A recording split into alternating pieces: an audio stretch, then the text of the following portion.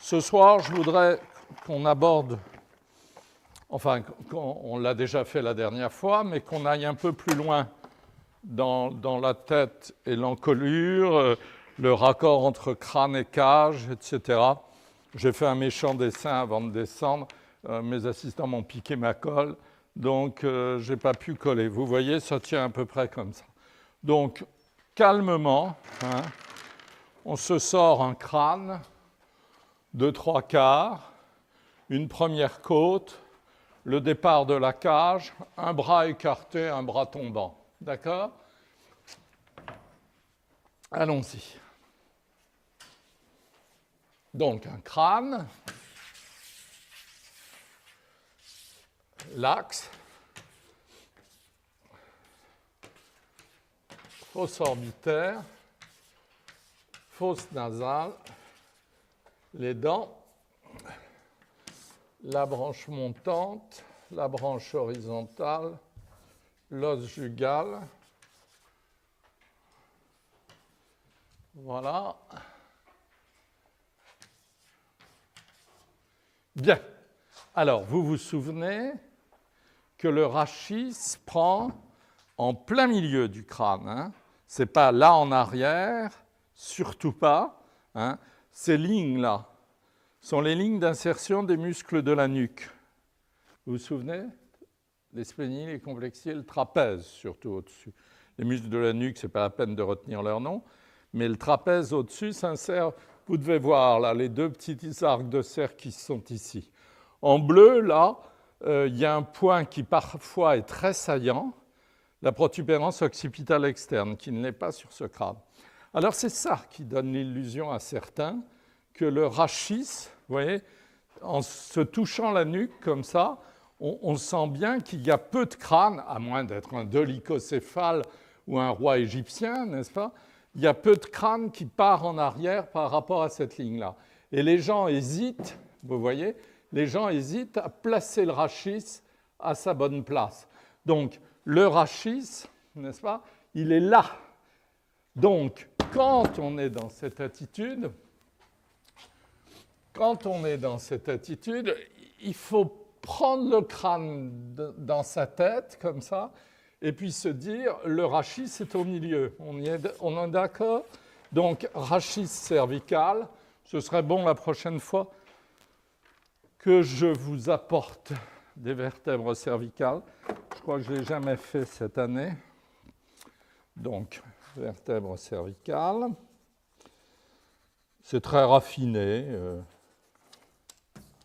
Donc, les vertèbres cervicales sont là. La première est ici. La première côte va donc être, vous vous souvenez, ici. Bon, et ensuite, on démarrera avec le sternum par là. D'accord?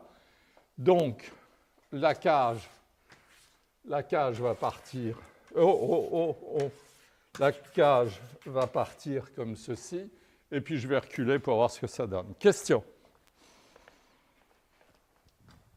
Vous me rangez votre bagage, s'il vous plaît. C'est un peu haut, mais enfin bon. Donc, si vous voulez, je peux... Non, je reprendrai le crâne tout à l'heure, à moins que... Non, c'est peut-être plus clair pour vous. Allons-y. Fosse orbitaire. C'est un mâle, hein? Donc, on ne va pas lui faire les fosses orbitaires douces qu'on a faites l'autre jour. On va marquer les angles, d'accord? Donc, d'accord? Voilà. Fosse orbitaire.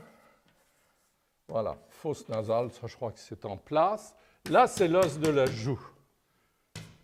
Hein? Os jugal. Alors ça, c'est primordial, n'est-ce pas? Les gens oublient souvent, sauf quand ils embrassent leur grand-mère, que la joue, c'est un os. N'est-ce pas? Et chez les bébés, évidemment, la joue, c'est du gras enveloppé d'une peau douce, etc.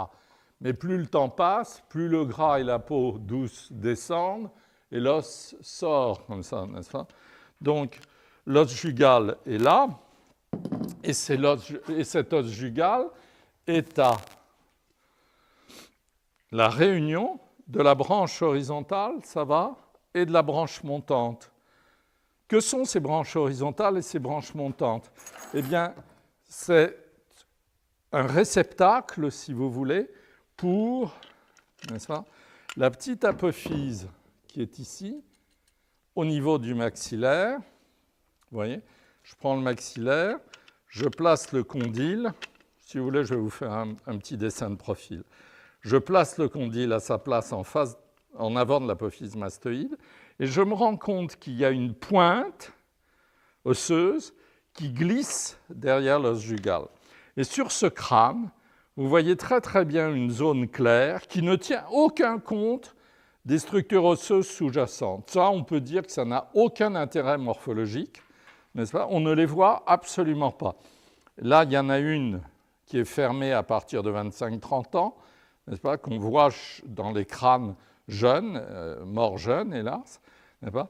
Donc, toutes ces structures, ça donne des noms frontaux, pariétaux, occipitales. Vous voyez, je me vante de les savoir, mais même là-dedans, je ne sais pas très bien, sphénoïde, ethmoïde, etc. Ça n'a aucun intérêt pour nous. Ce qui, par contre, a un énorme intérêt, c'est que lorsque vous regardez le vivant, n'est-ce pas, cette branche horizontale et cette branche verticale et cet os jugal, sauf chez certains vieillards très ectomorphes, ne sortent pas comme ça, n'est-ce pas? Il faut un peu aller les chercher du regard. Pourquoi? Parce qu'au-dessus de la branche horizontale et en dessous, il y a deux muscles masticateurs absolument considérables. Au-dessus, c'est le temporal. Vous avez des gens, maintenant on a de plus en plus de gens rasés, pseudo-chauves, n'est-ce pas? Eh bien, quand ils mastiquent, on voit se lever, j'exagère un peu, mais on voit se lever la peau, n'est-ce pas? Il y a même des gens chevelus chez qui, lorsqu'ils mastiquent, on voit la peau se lever au-dessus de la branche horizontale. Quant au masséter, en dessous, c'est le muscle des caïdes, n'est-ce pas? C'est le muscle qui développe 3 tonnes centimètres carrés, extraordinairement puissant, avec lequel on pourrait couper des branches d'arbres en cas de famine, n'est-ce pas? C'était prévu pour. Et donc, c'est un muscle considérable qui comble tout le vide qui se trouve là. Ça mérite peut-être un petit dessin. Voilà. Alors, un crâne masculin, donc avec les bosses frontales inférieures typiques des hommes. Voilà.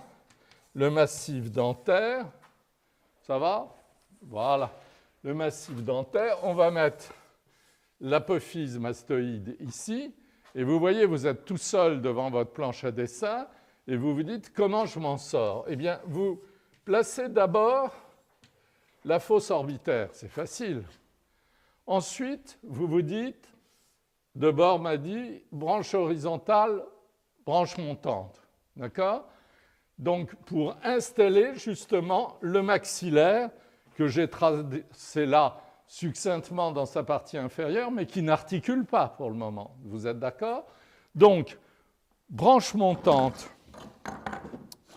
vous avez une aspérité plus ou moins discernable, mais elle est tout de même très présente. La voyez-vous? Je ne peux pas l'escamoter, n'est-ce pas? Est-ce que vous la voyez là? Vous voyez, il y a une aspérité. Bon.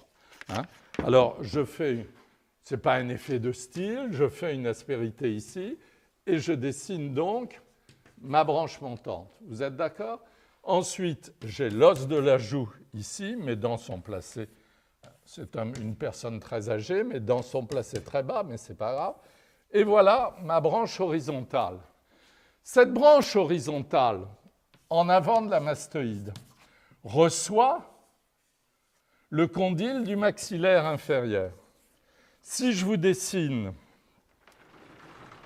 un maxillaire inférieur tout seul, je vais vous le sortir, il est là, n'est-ce pas? Si je vous dessine un maxillaire inférieur, autant qu'il soit en proportion, un maxillaire inférieur tout seul, il y a un condyle.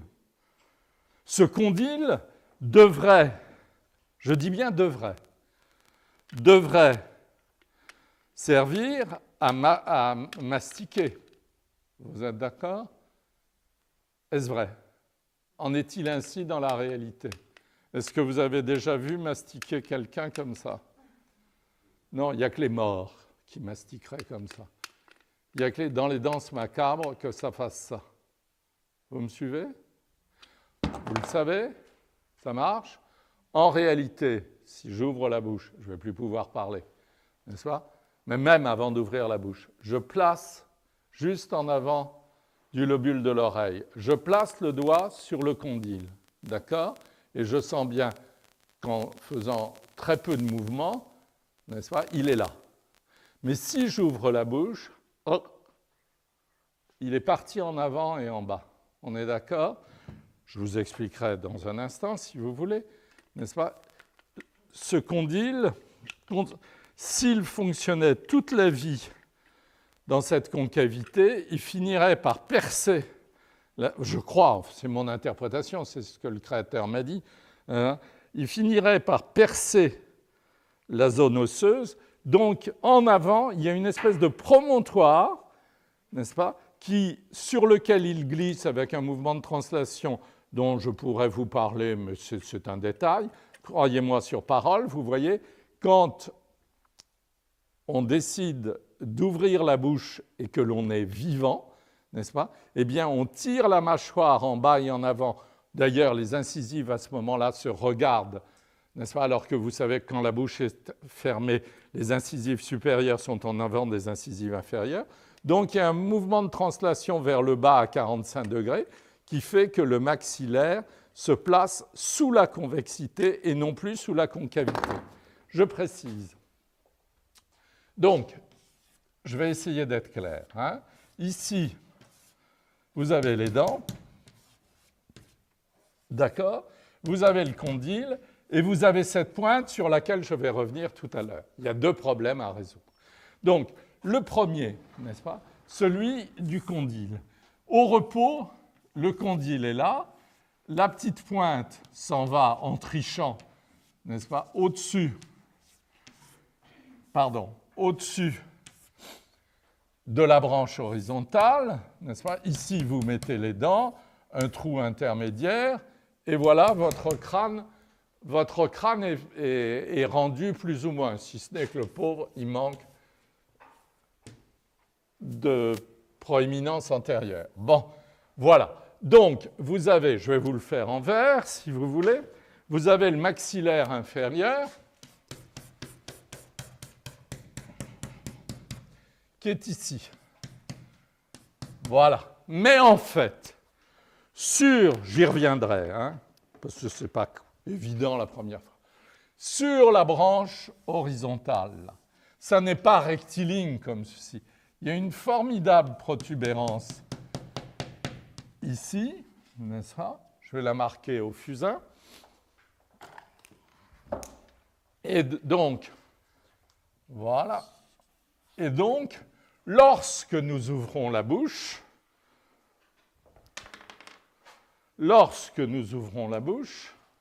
en fait, le maxillaire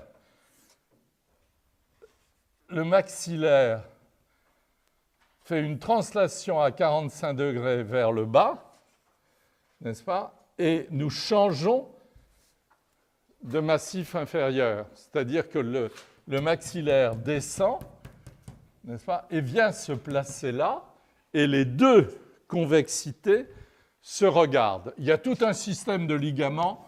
Si vous voulez, je vous en reparlerai jeudi. Ce n'était pas mon but aujourd'hui, mais j'ai été entraîné dans cette histoire. D'accord? Voilà. Donc, il faut tout de même aussi que je vous dise quelque chose qui est peut-être explicite. Vous avez le trou de l'oreille. Là, je ne sais pas si vous avez les doigts propres, mais quand vous mettez le doigt dans le trou de l'oreille et que vous parlez ou que vous remuez le maxillaire, vous sentez le condyle, n'est-ce pas, sans problème. Et si vous ouvrez la bouche, le condyle disparaît, n'est-ce pas? Il descend en bas et en avant. Donc, c'est le grand point de Léonard de Vinci.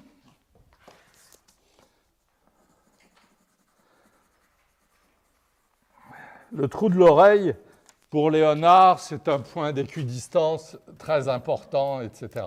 Donc, le trou de l'oreille qui est juste, on s'en douterait, puisque la mastoïdite est une inflammation de l'arrière de l'oreille, une superbe, ça va au-delà de l'otite, mais maintenant il n'y en a presque plus étant donné les antibiotiques. Si vous voulez, le trou de l'oreille se trouve juste en arrière, je vais vous le montrer, juste en arrière. Voilà, juste en arrière. Ah, c'est pas mal ça. Juste en arrière du maxillaire inférieur. Si vous voulez, en jaune et en 1, c'est la situation du maxillaire lorsque la bouche est fermée. D'accord? En 2, c'est la situation du maxillaire lorsque l'individu est vivant et que la bouche est ouverte.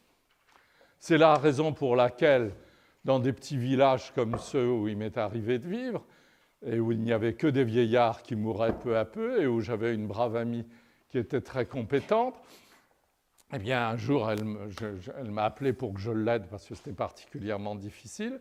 Et le mort, si vous voulez, c'était très, très impressionnant, avait ouvert sa bouche et on se disait, la langue va sortir. Et vous savez que la langue, c'est un muscle. On en voit le petit bout, là, c'est rien du tout, mais c'est un muscle considérable. C'est gros comme le poing, hein, ça descend là, et ça peut se projeter, je ne vais pas faire de vilainie, mais vous savez très bien que ça peut se projeter très loin. Quelques animaux, noirs, c'est ça, non? Des langues projectiles absolument extraordinaires. Donc, pour éviter cette catastrophe sentimentale vis-à-vis de la famille, n'est-ce pas? Il faut, juste après la mort, vite refermer la bouche quand le mort... Souvent, d'ailleurs, c'est un bon signe. Il est mort calmement, en ouvrant la bouche, comme ça, en respirant une dernière fois. Oh, ça vaut mieux que de le voir dans une rectitude cadavérique terrible. Là, ça fait mal. Donc, et puis, on ne peut rien faire s'il a gardé la rectitude comme ça. Bon, je passe. Et alors, donc, c'était assez mignon parce que, justement, vous savez, il y a une période où on peut mouvoir les éléments du corps, mais après, s'il y a eu rectitude au départ, la rectitude arrive, ce qu'on appelle la rectitude cadavérique arrive quelques heures plus tard, on ne peut plus rien faire. Et alors, donc, elle s'est empressée de mettre un ruban. Vous avez peut-être vu ça quelquefois. On voit ça dans certaines représentations. De mettre un ruban, ça devenait un œuf de Pâques avec un ruban coloré au-dessus. C'était un peu étrange de voir ce mort avec son ruban, que pour lui maintenir le maxillaire. Et auparavant, pour lui donner des joues un peu plus gaies, elle l'avait bourré de coton, etc. C'était vraiment une artiste. Alors, voilà, donc ça va, question. Je m'en suis sorti. Bon, alors, tout ça pour que vous preniez conscience, n'est-ce pas, du fait qu'on a à dessiner cette énorme masse, n'est-ce pas, et à raccorder cet élément masticatoire et de la parole, si vous voulez, n'est-ce pas, avec des tas de muscles intermédiaires, etc. Et alors, je répète donc que là, c'est la position normale quand on est vivant, bouche fermée. Là, c'est le mort. D'ailleurs, il y a, si vous voulez, j'essaierai peut-être de vous trouver ça, il y a un livre d'anatomie ancien qui s'appelle Le Gamelin. C'est un artiste de Montpellier, de Toulouse et Montpellier du XVIIIe qui adorait dessiner des squelettes en train de faire les fous et de jouer de la trompette, etc. Et il y a une image de lui très impressionnante où il y a des squelettes qui gueulent, comme ça. Et alors donc, ils ont la bouche ouverte comme ça. En réalité, si l'individu est vivant, la bouche s'ouvre comme ceci. On y est? Il manque un peu de dents. Mais voilà. Bon. Donc, je place. Question? Toujours pas. C'est bizarre. Donc, je place le massif dentaire. Est-ce que vous comprenez mon écriture là? Voilà, donc j'ai l'os jugal qui est ici. La branche montante, j'avais mis l'espèce d'apophyse, n'est-ce pas? Ici, j'ai donc la branche horizontale. Et là, avec toutes les explications que je vous ai données, je me sens obligé d'être plus précis, n'est-ce pas? De mettre le creux du condyle, position fermée, la convexité, position ouverte, n'est-ce pas? Et je descends mon maxillaire. Il est un peu lourdingue maintenant, hein? Et je descends mon maxillaire comme ceci. Et c'est vraiment beaucoup moins joli que tout à l'heure. Et je descends mon maxillaire comme ceci. Voilà, mais c'est peut-être plus exact. Voilà. Donc, Voilà donc la branche montante. Je vais vous creuser là. Je pense que là, vous devez voir, non? Voilà. Et voilà.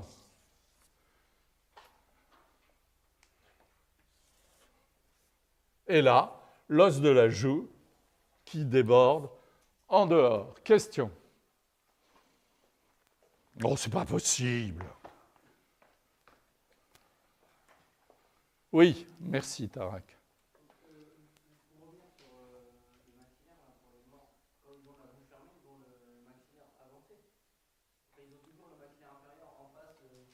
Le condyle du maxillaire reste dans la concavité. Il ne passe pas devant la convexité. C'est ça. C'est ça. C'est ce qui est impressionnant, n'est-ce pas? Donc, je recommence, je reprends. C'est bien de me le demander parce qu'il faut que ce soit absolument clair. Voilà, c'est ça.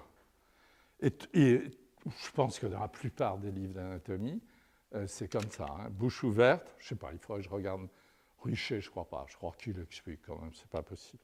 Mais dans la plupart des livres d'anatomie, quand ils ouvrent la bouche, c'est comme ça. En réalité, c'est comme ceci. D'accord? Puisque vous me posez la question, je vais le faire. Il y a un étrange ligament. Donc, en détail, si vous voulez, il y a le trou auditif. Oh, allez. Il y a la concavité, la convexité, n'est-ce pas? Plaçons le maxillaire inférieur bouche ouverte, comme ceci. C'est un très étrange ligament. Je crois même qu'il y a un petit ménisque intermédiaire, n'est-ce pas? Qui maintient le tout comme ceci, n'est-ce pas? Et qui peut très bien supporter de retourner en arrière, étant donné sa configuration. C'est-à-dire donc, on a les deux possibilités, parce qu'on a un ligament en entonnoir, n'est-ce pas, qui encaisse très très bien les mouvements. Je me fais comprendre? Donc, il y a un mouvement de translation qui se fait très très naturellement. Voilà. Pour le crâne, on lui installera quelques muscles modestement. Je n'ai pas envie de traiter les muscles de l'expression en une fois, etc., etc. Donc, ça va? Donc, les vertèbres cervicales, en avant, n'est-ce pas? Ce n'est pas primordial, simplement que vous les dessiniez bien, n'est-ce pas, dans l'état d'esprit que vous voulez donner au port du crâne, n'est-ce pas? Peut-être que vous voudriez enfoncer. À ce moment-là, vous pourriez placer la première côte ici, n'est-ce pas? Et puis partir avec votre cage très en arrière, n'est-ce pas? Bon, là, je suis peut-être descendu un peu bas. On peut choisir une position moyenne. Ça vous va? Hein? Donc, pour cette première côte. Cette première côte, ce n'est pas tout à fait une côte comme les autres, n'est-ce pas? C'est une côte large. J'ai l'habitude de dire un peu comme un couteau Opinel, n'est-ce pas? Posée, vous voyez, elle n'a rien à voir avec les autres. Elle est très très large, posée à la base du cou et raccordant cette espèce de nœud de cravate qui est la poignée du sternum. Hein? Alors, je vous rappelle qu'elle raccorde par un cartilage relativement bas et les clavicules vont venir au-dessus. Ça va? Hein? Donc, si vous voulez, on peut la dessiner ici, mais ça, c'est sans intérêt, mais on peut le faire plus tard. Donc, au lieu de rester très horizontal comme ça, méfions-nous, n'est-ce pas?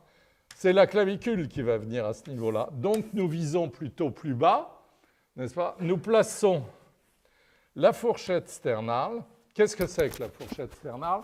C'est le point vierge de toute insertion qui se trouve là, sous le larynx, n'est-ce pas? C'est un point creux. Il y a les deux sternocléidomastoïdiens que nous allons placer tout à l'heure qui partent des angles qui sont ici. Mais la fourchette sternale, que ce soit bien clair, ça doit rester vierge. Donc, vous avez la fourchette sternale ici, n'est-ce pas? Comme ceci. Bon, et l'arrivée donc de cette lame large, qui est la première côte, dans la partie basse de la poignée du sternum, n'est-ce pas? Donc, le cartilage arrive ici, peu importe, ça ne change pas la forme, n'est-ce pas? Mais par contre, vous laissez ici et là 2 concavités libres sur lesquelles tout à l'heure nous allons faire venir la clavicule. Nous descendons le nœud de cravate, la poignée du sternum, en la plaçant dans l'espace, n'est-ce pas? Au niveau de l'horizontale qui limite inférieurement cette poignée du sternum, on va avoir l'arrivée de la seconde côte. On descend encore en restant dans son plan et on a le sternum. Ça marche? Donc, on pourrait à la rigueur, si vous y tenez, ça n'a pas un grand intérêt, on pourrait à la rigueur placer le cartilage de la deuxième, un cartilage qui descend comme ceci, un cartilage qui descend. Il y en a 7, n'est-ce pas? Donc, je ne peux pas vous les dessiner tous, étant donné ma mise en page, mais peu importe. Voilà. Donc, votre cage thoracique, donc la deuxième, la troisième, la quatrième, la cinquième, etc., aucun intérêt. Deuxième, troisième, quatrième, cinquième, et voilà la cage.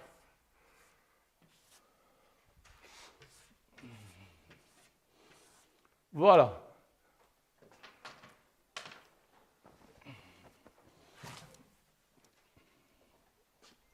Alors, si vous voulez qu'on dessine attentivement la première côte, moi je veux bien, hein. Donc, on est par rapport à la cage thoracique, n'est-ce pas? On s'arrête, on se place en avant de la cage thoracique avec une espèce de forme comme ceci, invisible sur le vivant. C'est pour ça que je ne la connais pas par cœur. Voilà, une espèce de forme. Voilà, n'est-ce pas? Comme une espèce de tête de chevreuil, si vous voulez. Voilà donc. Et ça part directement. Voilà donc. Mais c'est assez amusant, parce que c'est tout de même assez joli, quoi, la façon dont ça se situe par rapport au rachis. Alors, ce qui est très laid, je crois, dans mon dessin, c'est que le rachis ne continue pas. Pardon. Voilà. Le rachis descend comme ceci. Et si ma cage, qui est peut-être un peu large, je ne sais pas, je vois rien. Si ma cage s'arrêtait plus tôt, comme d'habitude, je retrouverais le rachis en dessous. Question? Non, ben vous êtes gai ce soir, c'est drôle.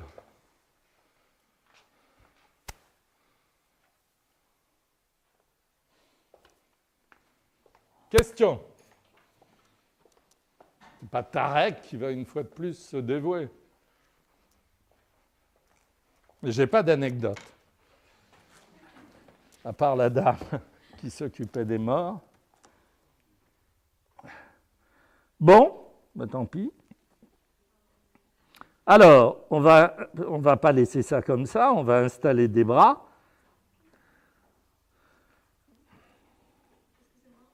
Ah, c'est gentil. Oui. Est-ce que la pelvis typhoïde a une fonction particulière en fait? Je ne lui envoie pas. Alors là, j'ai une anecdote. Et je vous assure qu'elle est vraie. Quand j'étais jeune, j'ai fait diverses choses. J'ai été vraiment l'assistant de pas mal de gens. Je suis très fier d'avoir été l'assistant de Cassandre et je suis assez fier d'avoir été l'assistant de Léonore Fini, qui était une femme extraordinairement cultivée,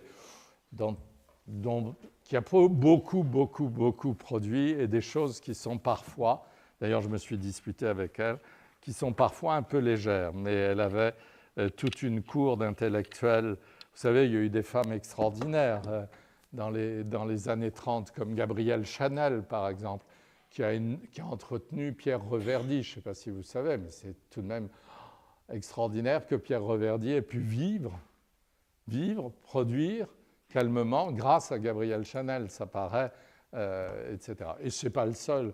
Quand Cocteau avait besoin de monter un ballet ou des choses comme ça, il allait voir Chanel. Il n'y avait pas qu'elle. Et alors Léonore Finier avait un peu de ça. Donc il y a pas mal de jeunes gens à qui elle disait je ne supporte pas que tu n'aies pas d'argent. Donc elle leur faisait faire des choses, elle les aidait à vivre, etc. Voilà la raison pour laquelle, dans ma jeunesse, je crois que c'est fini maintenant, on en voit beaucoup moins, encore que là, depuis qu'elle est morte, on vend le fond de son atelier et on sort tout et on vend tout, etc. Mais ceci dit, j'ai vu des choses que je ne connaissais pas qui étaient assez étonnantes. Pourquoi vous parlais-je d'elle? Ah oui, un jour j'étais chez elle, je sais pas ah oui, quand j'avais pas de fric, elle voulait absolument que j'en aie. Donc j'avais l'obligation de venir ranger sa bibliothèque. Et elle avait une collection de livres d'anatomie anciens, par exemple, extraordinaire. C'est une femme qui parlait 5 langues, hein, naturellement, comme ça. Ceci dit, elle était née à Trieste, vous voyez. Donc les Triestins, en général, sont naturellement, dès l'enfance, habitués à parler plusieurs langues. Je crois que j'entends une musique, là. Oui, voilà, merci. Et alors, un jour, au téléphone, ça sonne, j'étais peut-être seul. Bon, bref, je ne sais si j'étais seul et je réponds, parce que j'avais aussi peut-être des fonctions de standardiste. Oui, je devais être seul. Et j'entends « Allô, c'est Dali. Il est à Paris. » Il est à Paris. Comme quand on parlait du roi, n'est-ce pas? Et donc, il venait à Paris, et les boulangers de Paris, pour lui rendre hommage, avaient fait un pain de 56 mètres de long au Théâtre de l'Étoile, etc. Donc, il est parti ce soir-là dans un délire. Bon, moi, je ne suis pas très fasciné par ces choses, ça me fait plutôt un peu peur, mais enfin bon, c'était lui. Et vous savez qu'on a arrêté à la frontière un camion qui était plein de papiers signés, non? Non? Bon, enfin bref, arrêtons là. Ça, je suis très méchant en disant ça. Des feuilles vierges signées. Voilà, c'est un petit peu choquant quand même.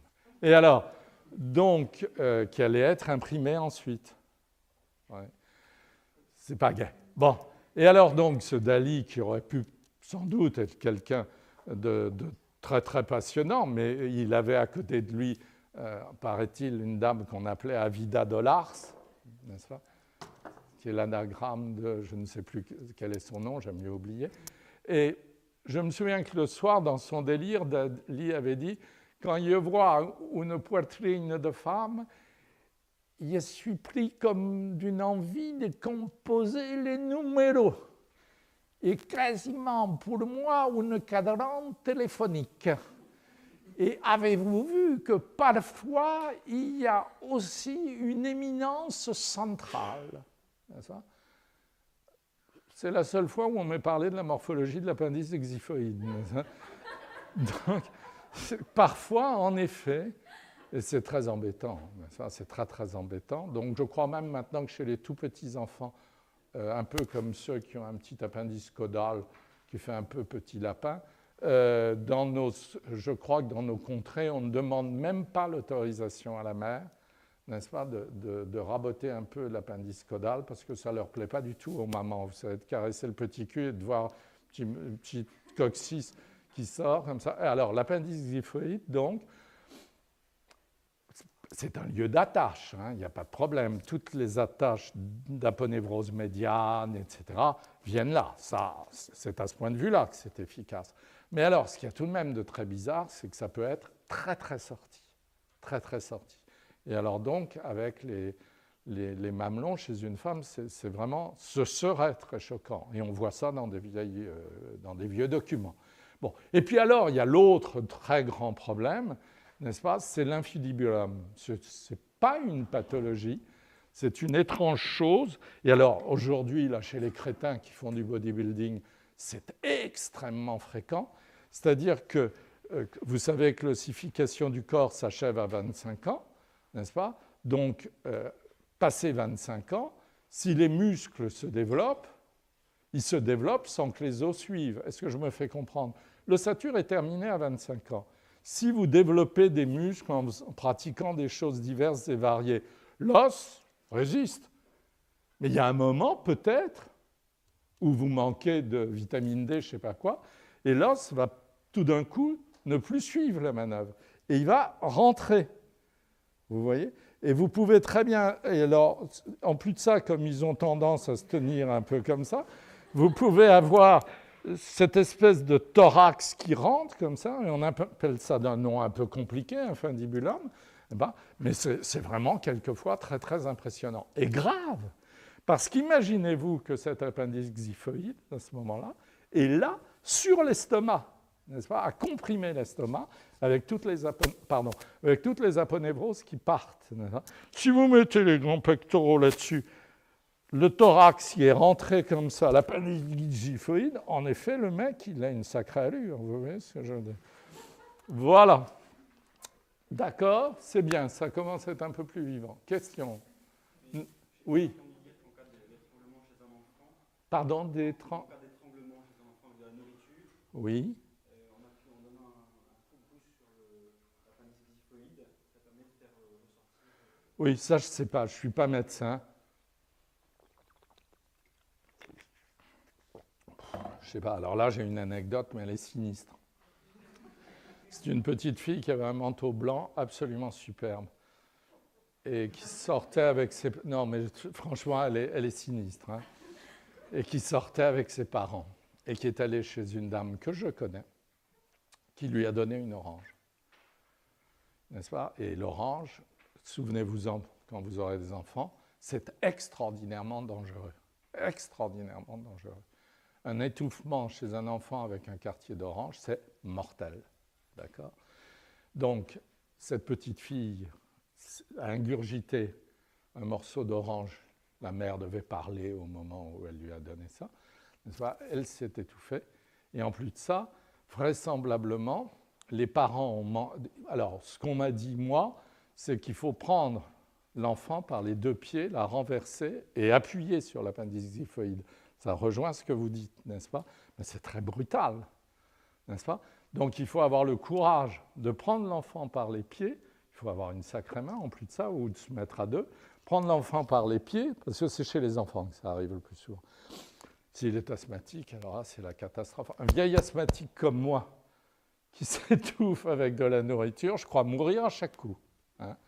Donc, je me suis... Bon, allez, ça va. Alors, donc, prendre l'enfant par les pieds, et en effet, c'est ce qu'on m'a dit, comprimer la cage au niveau de l'appendice xiphoïde. C'est assez logique, hein, parce qu'il y a à la fois l'estomac et la cage thoracique. Voilà, eh bien, j'aurais préféré des anecdotes un peu plus gaies. Oui, le manteau blanc, ben, ça a été la mort de cet enfant, quoi, parce qu'en plus, elle n'a pas voulu cracher, etc. Parce qu'on lui... En plus de ça, on n'apprend pas aux enfants à cracher. Et pour les asthmatiques, par exemple, le fait que dans l'éducation, il ne faille pas... Les kinésies ont un mal fou. Les kinésithérapeutes, par exemple, avec des petits-enfants, vous savez qu'il y a plus... avec tous les gens qui fument dans les rues, les filles, là, ça m'agace. Hein? Mais c'est pas... Et en plus, ça pue quand même. Et un vieux bonhomme comme moi qui sent ça à chaque coup, je me dis, tiens, ça, et hop, et j'en vois une. Et plus, moi, il y avait que les putes qui fumaient quand j'étais petit garçon dans la rue. Mais c'est fou quand même. Elles veulent toutes avoir l'allure des putes de mon enfance. Mais en plus de ça, les putes de mon enfance rue Saint-Denis, elles avaient du style. N'est-ce pas? Et elles me disaient que j'étais mignon. N'est-ce pas? C'est absolument épouvantable. Et en plus de ça, elles vont crever. C'est évident. C'est tracé. Bon, quelle gourde! Et il n'y a plus de filles que de garçons. Enfin, c'est effrayant. Pourquoi je m'énerve? Et alors, donc, on va mettre la clavicule. Hein? Et on va mettre le bras. Allez. Mais là, tout à l'heure... Bon, allez, passons. Donc, cette clavicule, mes amis, vous vous souvenez qu'elle est convexe devant la cage thoracique. Vous l'accrochez donc là où vous avez laissé l'espace libre. Est-ce que c'est clair? Hein? Vous avez donc cette... je n'ai pas apporté de clavicule, mais ce n'est pas grave. Cette première côte qui descend là et la clavicule qui s'accroche ici. Vous ne pouvez pas, vous le savez, accrocher le bras sans accrocher la clavicule, n'est-ce pas? Donc, vous accrochez la clavicule ici. Et si c'est un homme, vous pouvez très bien vous amuser à manifester très nettement une saillie au niveau de l'articulation. Si c'est une femme, il vaut mieux être beaucoup plus discret. Même chose à l'extrémité, n'est-ce pas? Si c'est un homme, vous pouvez très bien placer un surplomb par rapport à l'acromion, et avoir un décroché. Si c'est une femme, bien évidemment, vous résorbez au maximum le décroché. Ensuite, ici, le sexe est partout. Ça, j'aimerais bien que ça rentre dans votre dessin, car c'est vraiment essentiel. Donc, voilà l'autre clavicule en raccourci, n'est-ce pas? Donc, ensuite, qu'est-ce que je fais? Je place l'omoplate, cavité glénoïde, apophyse, vous connaissez tout ça, apophyse coracoïde. Là, j'ai donc l'épine qui part en fuite. Voilà l'acromion, d'accord? Là, j'ai peut-être été un petit peu primaire. Voilà donc ma clavicule, et puis je vais apercevoir la tête de l'humérus. Est-ce que ça vous convient? Est-ce que vous comprenez? Apophyse coracoïde, vous vous souvenez? En bec de corbeau, acromion, dont vous voyez cette partie-ci, n'est-ce pas? L'acromion, c'est ce que vous touchez en dehors de l'extrémité de la clavicule. Et vous avez la cavité glénoïde, n'est-ce pas? Et c'est là que je vais pouvoir placer la tête de l'humérus. Ça marche? Voilà. Alors, donc, question? L'humérus, vous vous souvenez, si par hasard vous aviez oublié. Donc, à l'inverse du fémur, où vous avez 2/3 de sphère, n'est-ce pas? Pour le fémur, vous prenez 2/3 de sphère. Pour l'humérus, vous prenez, et donc vous partez avec le col comme ceci, n'est-ce pas? Pour l'humérus, vous vous contentez d'une demi-sphère. Ensuite, vous placez la grande tubérosité, n'est-ce pas? Là-haut, pour le fémur, la grande tubérosité est ici, et la petite tubérosité est là. Grand trochanter, petit trochanter, etc. Grand truc, petit truc. D'accord? Ici, souvenez-vous, ce n'est pas du tout la même chose, n'est-ce pas? Vous avez la petite tubérosité en avant et la grande tubérosité en dehors. Et entre les deux, n'est-ce pas? Je vous le rappelle, il y a une profonde gouttière, la gouttière bicipitale. Et là, évidemment, vous raccordez cette demi-sphère avec la partie longue de l'os, la diaphyse. Ça va? Donc, je peux prendre cet objet, n'est-ce pas, et l'appliquer ici. D'accord?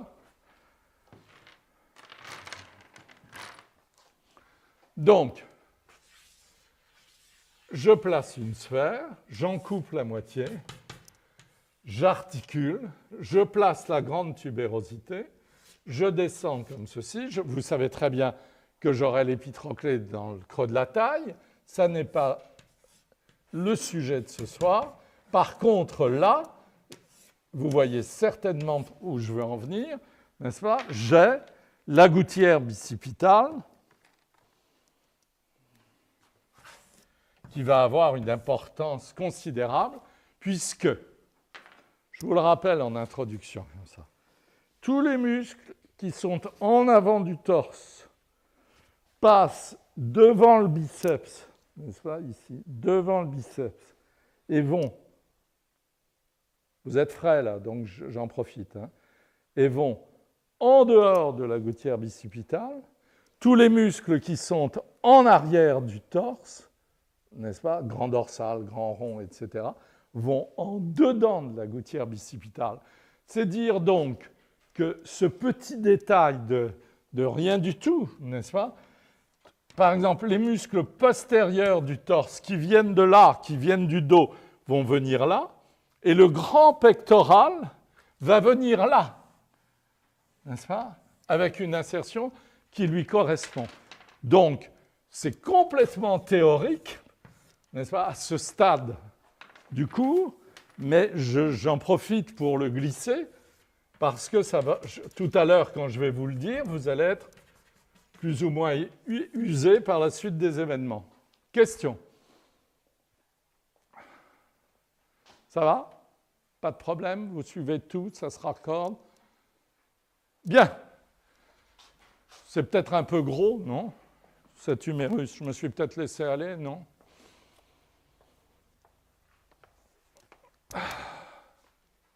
Bah, la tête est un peu petite, oui. Bon, bah, ça me donne l'occasion. Ma tête était assez charmante au début, mais... Donc, je vais, hop, au lieu de... Alors, les têtes, les crânes. Est-ce que vous vous souvenez de la planche du Vézal que je vous ai montrée? Je vous la remontrerai. Où on voit la tête de M. Giscard d'Estaing, le crâne de M. Giscard d'Estaing, etc. Non? Alors, il y a des crânes qui sont comme celui de M. Giscard d'Estaing, justement, et comme celui de Bécassine, qui, vous vous souvenez peut-être à la première page de l'enfance de Bécassine, non? Vous n'avez pas lu ça? L'oncle Corentin part à la chasse, non? Non? Et qu'est-ce qu'il fait? Non? Rien? Eh bien, il accroche Bécassine et sa cousine à un clou, n'est-ce pas? Que devient le crâne dans ce cas-là? Brachycéphale, car c'est le mur qui modèle le crâne de Bécassine, d'accord? Donc, dans le noyau breton et le noyau auvergnat, regardez, ils ne sont pas dolicocéphales, pas mésaticéphales, ils sont brachycéphales. Monsieur Giscard d'Estaing étant auvergnat et fier de l'être, ce n'est pas parce qu'il a été accroché au clou par l'oncle Corentin, mais il est brachycéphale, il a un crâne court. Donc voilà, vous avez des crânes courts, n'est-ce pas? Vous ne vous souvenez pas de la planche du Vézal? Vous avez des crânes longs. Les Égyptiens adoraient ça, donc ils mettaient des bandelettes, n'est-ce pas, sur les pariétaux dans les bébés de la haute noblesse. Les pauvres petits, on leur mettait des bandes ici pour comprimer le crâne, pour qu'ils partent en arrière. Et que la pschinte, c'est-à-dire la couronne, vous savez, de Haute et Basse-Égypte, puisse bien rentrer et être fixée. Donc là, c'est pathologique, n'est-ce pas? Regardez les enfants de Néfertiti. Donc, un dolicocéphale, c'est à peu près ça. D'accord? Un crâne qui va en longueur, comme ceci. Et entre les deux, il y a le classique mésaticéphale, c'est-à-dire le crâne moyen. Mais bizarrement, en France, nous sommes vraiment, on trouve toutes sortes de crânes divers et variés, tout simplement parce que, paraît-il, nous sommes dans des régions tempérées qui ont attiré les migrations. Voilà. Mais il y a le noyau breton et le noyau auvergnat, avec des caractères très marqués. Voilà, donc dolico, si vous voulez faire chic. Ça, c'est un dolicocéphale.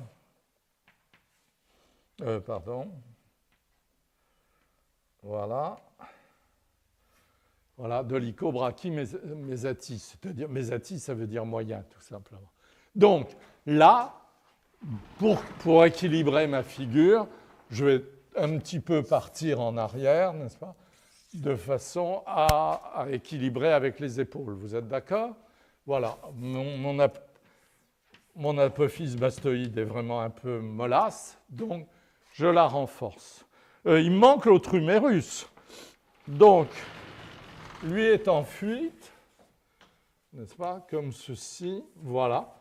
J'apercevrai la petite tubérosité, très très peu la gouttière bicipitale, et je pars comme ceci, mais je vais peut-être tout de même indiquer la gouttière bicipitale parce que je vais en avoir besoin. Voilà. Question. Alors, eh bien, on va aborder un sujet, je crois qu'on n'a pas du tout abordé depuis le début de l'année. Ici, là, vous avez ce que tout le monde connaît, un larynx. C'est du cartilage, n'est-ce pas? Alors, pour les hommes, on dit pomme d'Adam, et pour les femmes, on dit rien. On dit larynx. D'accord? Alors, ce larynx, ce sont, ai-je de la place? Oui, là-haut. Ce sont deux feuilles cartilagineuses. N'est-ce pas? disposés à angle aigu, comme ceci. Voilà. Si je vous fais un dessin, voilà. Voilà. Alors, ça, c'est un larynx masculin relativement volumineux. D'accord? Si je dessine un larynx féminin, mettons que ça, ce soit un type d'1,80 m et un larynx féminin d'une jeune femme d'1,60 m, n'est-ce pas? Eh bien,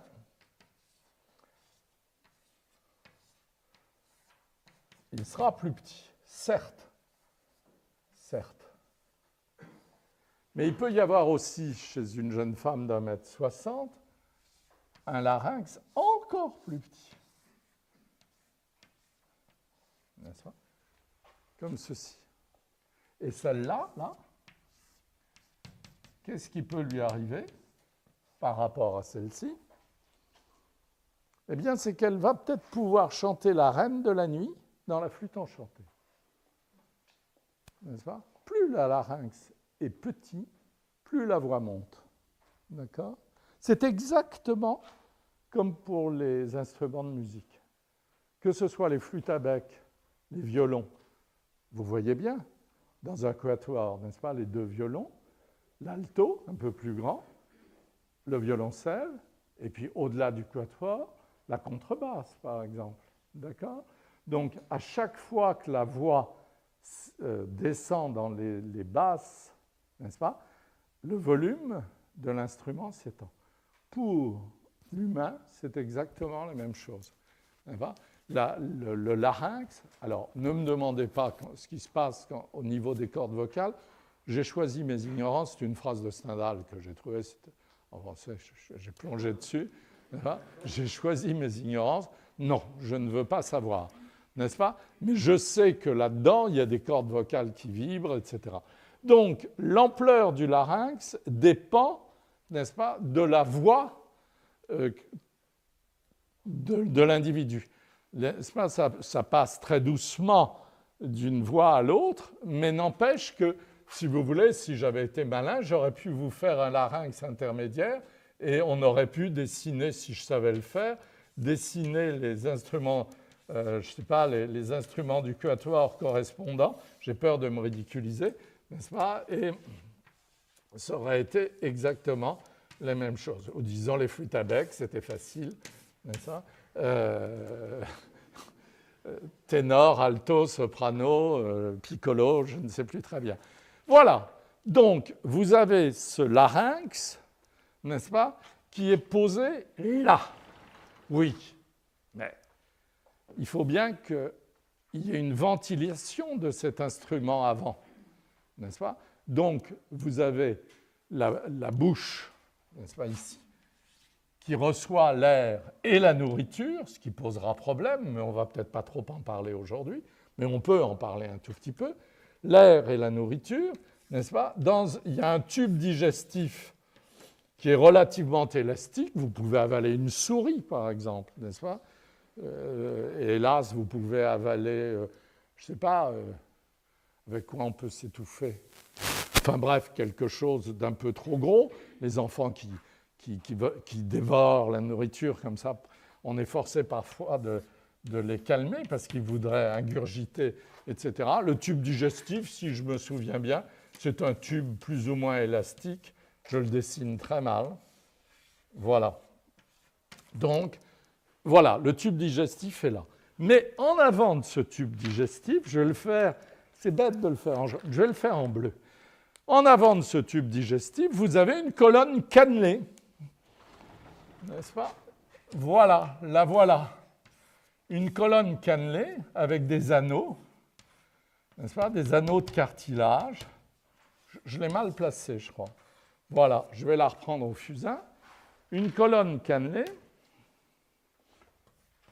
excusez-moi, une colonne cannelée avec des anneaux de cartilage. Voilà. Et tout d'un coup, vous avez un anneau. Alors, je vous parle de gens qui ont la voix relativement basse. vous avez un anneau plus présent. Il a un nom, si vous y tenez, cartilage cricoïde. Bon, alors, où est-ce? C'est là. Donc, cartilage cricoïde. Et au-dessus, n'est-ce pas, vous avez donc, vous disposez votre larynx avec ces deux parois disposées donc à angle aigu, comme ceci, n'est-ce pas? Et c'est cette impression d'angle très présent qu'on appelle pomme d'Adam. Mais ça n'est pas tout. Chez la femme, et on le voit très bien dans certaines peintures d'Ingres, en particulier les très très belles esquisses pour la source, etc. Ingres, ce n'est pas une de mes passions, mais certains dessins de lui, je vous montrerai, c'est drôle, je n'ai pas dû en montrer un seul depuis le début de l'année, sont d'une sensualité complètement folle, n'est-ce pas? Et en particulier, une chose très étrange, vous verrez, il a dessiné la Marietta qui a posé pour Corot. Je ne sais pas si vous voyez ce très joli nu de Corot, très très simple, où c'est écrit au crayon en haut à droite, Marietta. Ben non, vous ne pouvez pas le voir parce qu'il est au musée du Petit Palais, qui est fermé depuis plusieurs années, et qui réouvrira sans doute, et vous le verrez. Donc, cette Marietta a suscité la passion d'Ingres du point de vue graphique, et il y a des dessins, je vous montrerai, absolument bouleversants. Et alors, ces jeunes femmes d'Ingres, de la source, de tout ça, ont des coups, mais extraordinairement lourds, n'est-ce pas? Certaines femmes mal intentionnées diraient « elle a un goitre », n'est-ce pas? Et en effet, des femmes que je connais disent, dès qu'une femme a les yeux un peu sortis, comme ça, baudelairiens, vous voyez ce que je veux dire? Elles disent, oh, elle a les yeux bovins, vous voyez? Donc, ça marche avec. Plus la glande thyroïde est volumineuse, n'est-ce pas? Plus, bon, il ne faut pas aller jusqu'au goitre. Il paraît qu'en Suisse, dans certaines vallées, on manque tellement de quoi? D'iode, qu'il y a une tendance au goitre et il faut emmener les enfants en autocar au bord de la mer. Bon, j'en sais rien, je ne suis pas médecin.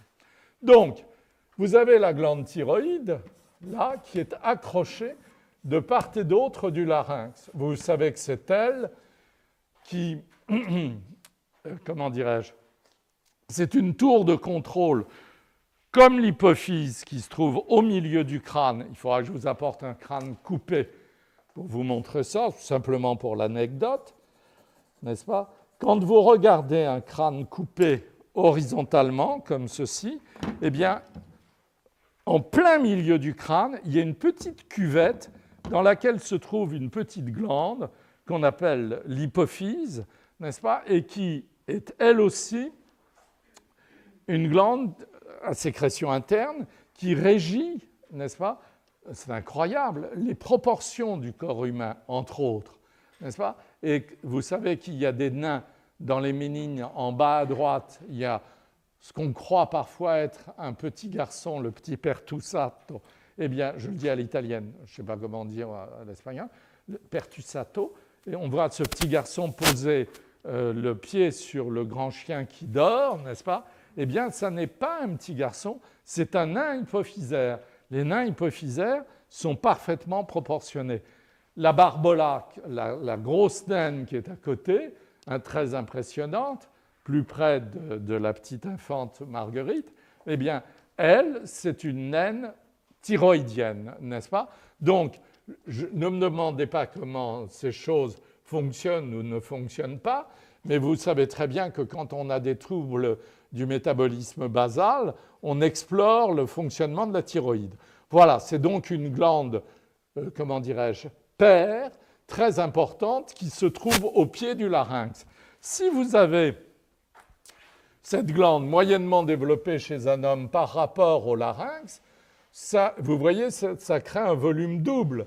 Là, la même glande va envahir le volume et là, carrément, faire disparaître l'angle du larynx. Et bien évidemment, le profil du cou va s'en trouver adouci, alors que là, le profil de 3/4 n'est-ce pas, va se trouver marqué par les deux choses. Si vous voulez, je vous ferai des petits croquis plus tard. Voilà, donc, vous avez le larynx et la glande thyroïde. Voilà. Vous ne voyez rien, donc je dessine au fusain. 6h10. 6h10. Voilà. Donc je vais continuer encore un tout petit peu, puis m'arrêter dans les explications. Mais c'est très important pour nous. Et alors, sous le maxillaire, là, dans le vide qui se trouve là, il y a un os, c'est le seul du corps humain qui n'est articulé avec rien, n'est-ce pas, si ce n'est avec des plans musculaires. Un peu comme si il n'y avait pas de clavicule et que l'omoplate n'était retenu qu'avec des muscles, n'est-ce pas, comme chez le cheval, si vous voulez. Donc, c'est paradoxal chez l'humain, mais pas tellement étonnant si on regarde l'économie anatomique des mammifères. Voilà. Alors, c'est un os. Je n'en ai pas dans mes collections. Je ne sais pas pour l'année. Disons qu'il y a un muscle, j'en reparlerai plus tard, qui maintient cet os. Je reviendrai là-dessus. Hein. Mais là, je veux mes plans pour dessiner le sternocléidomastoïdien. Donc, vous avez cet osioïde, n'est-ce pas? Alors, qui crée un plan intermédiaire entre le menton et le larynx. Alors, vous avez des gens qui ont de la chance. Là, c'est vraiment une des injustices humaines. Eh bien, moi, par exemple, je n'ai pas de chance. Je n'ai pas d'attache sur l'osioïde. Si je me montre comme ça de profil, ce n'est pas terrible. Hein. Vous voyez que la peau descend du menton jusqu'au larynx.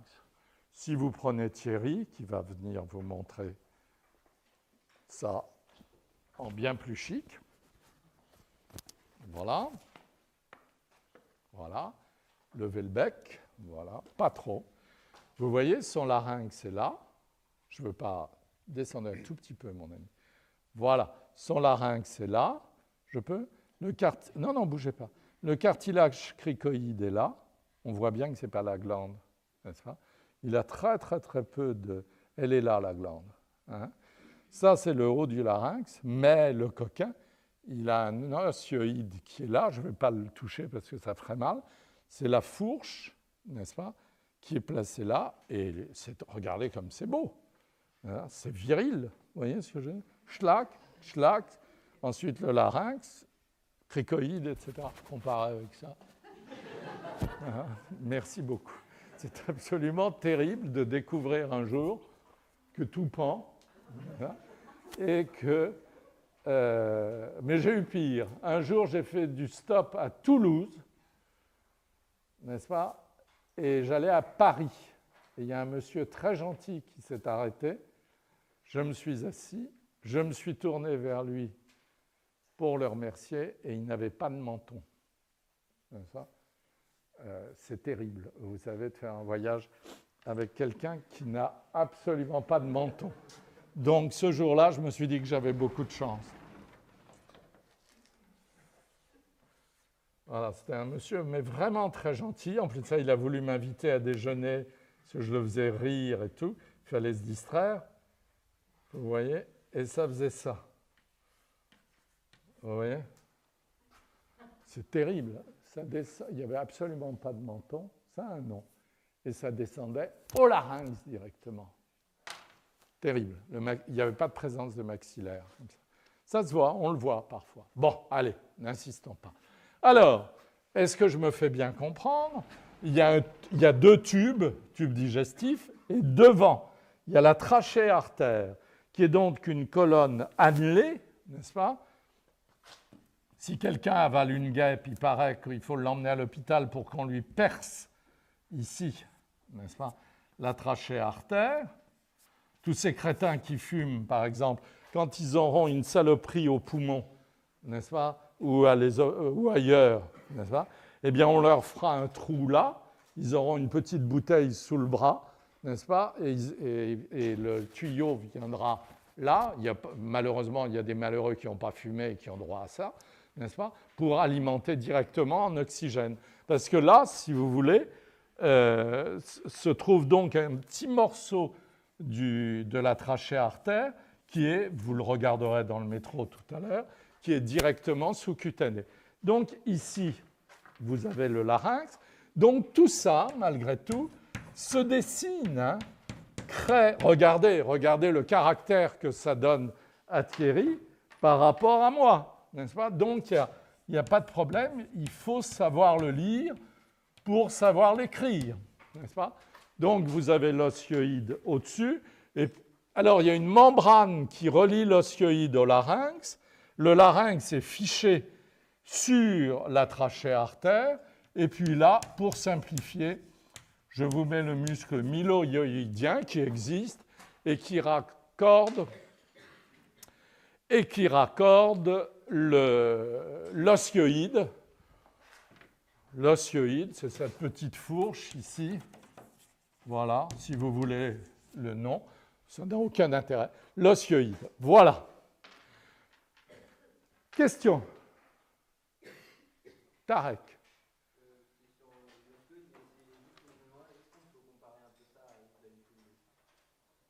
À une clavicule. Pardon? Ah oui, oui, oui, à une clavicule de chat. Oui, absolument, absolument, c'est relié à rien. Voilà. Et pour certains squelettes d'animaux, je crois dans nos collections, peut-être le bœuf, ou, je ne sais pas si c'est un bœuf, un taureau ou une vache qui est dans l'escalier, mais je crois qu'il y a l'osioïde. Mais pour les corps humains, j'en ai pas un seul. Hein? Voilà. Donc, si vous voulez, ça, c'est vraiment l'axe médian, un peu comme le nez pour le visage, n'est-ce pas? D'ailleurs, c'est pas mal comme idée, n'est-ce pas? Pour le nez, il y a deux cartilages, n'est-ce pas, qui sont disposés de façon très aventureuse. C'est ce qu'on appelle ce... Et alors, le petit de la narine, n'est-ce pas? Et si je dessine le nez de l'individu, eh bien, ça va être un peu, voilà la narine, n'est-ce pas? Les lobules graisseux, si vous en voulez, je les mets en quoi? En jaune, n'est-ce pas? Ben non, ça ne va pas se voir. En vert, les lobules graisseux, n'est-ce pas? Autour des cartilages, voilà. Eh bien, il me semble tout de même que cet ensemble a autant d'importance que le nez au milieu de la figure. Est-ce que je me fais comprendre? Voilà, c'est pour ça que je voulais vous placer ça. Question? Non? Bon, alors, un muscle essentiel de cette région, le grand muscle qui raccorde la tête au torse, c'est le sternocléido-mastoïdien, n'est-ce pas? Alors, qu'est-ce que ça veut dire? C'est un monsieur qui s'appelait Chaussier, qui aurait voulu que tous les muscles, c'était pas mal, portent le nom de leurs insertions. Mais comme il y a des muscles comme le grand fessier qui ont 14 insertions, on n'en finirait pas. Mais pour le sternocléido-mastoïdien, ça marche très bien. C'est un muscle qui part du sternum et de la cléide, c'est-à-dire la clavicule. Ça va, cléide?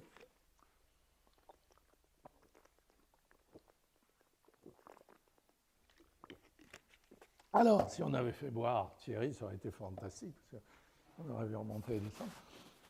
Donc, c'est un muscle qui part du sternum et de la clavicule, n'est-ce pas? Sternocléido-mastoïdien, n'est-ce pas?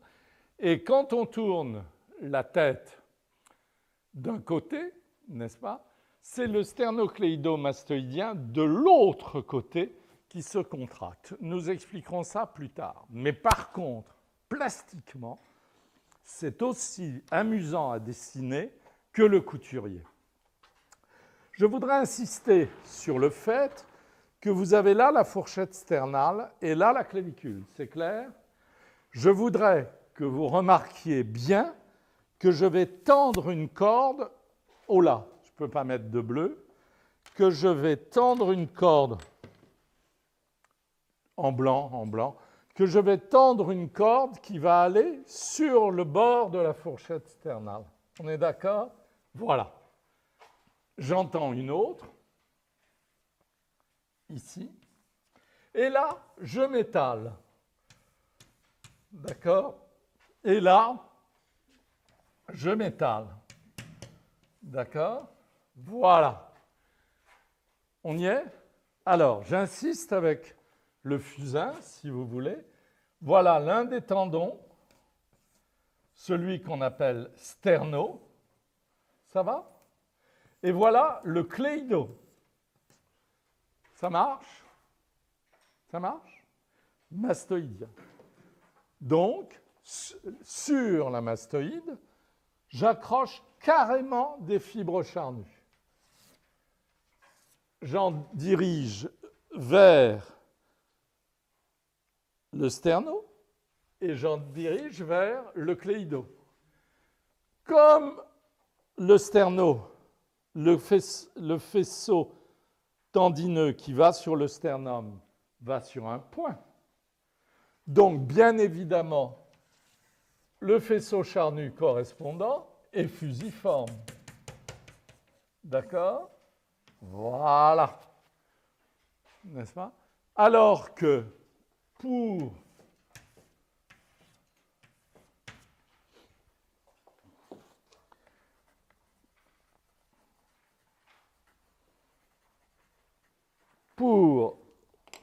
le cléido-mastoïdien, le faisceau est rubané. D'accord? Donc, c'est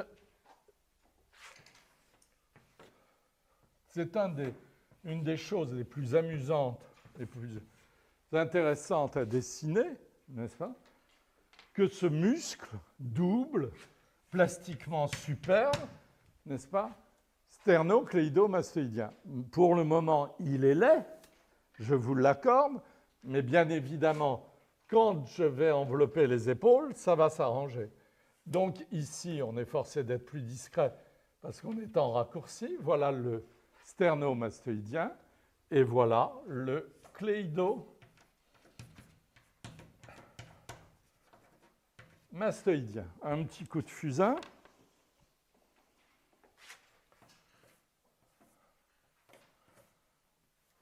Bon. Si, ça va? Sterno-cléido-mastoïdien. Donc, ah oui, l'histoire de sa fonction. Valérie Sonnet. Oui, Valérie. Pourquoi le sternocléido-mastoïdien droit fait-il tourner la tête à gauche? Vous voyez, il est contracté là. Pourquoi le gauche fait-il tourner la tête à droite? Parce que d'ordinaire, comme on est du côté droit, on raccourcit, on devrait se retrouver avec la tête comme ça. Je vous embête. C'est tout simple.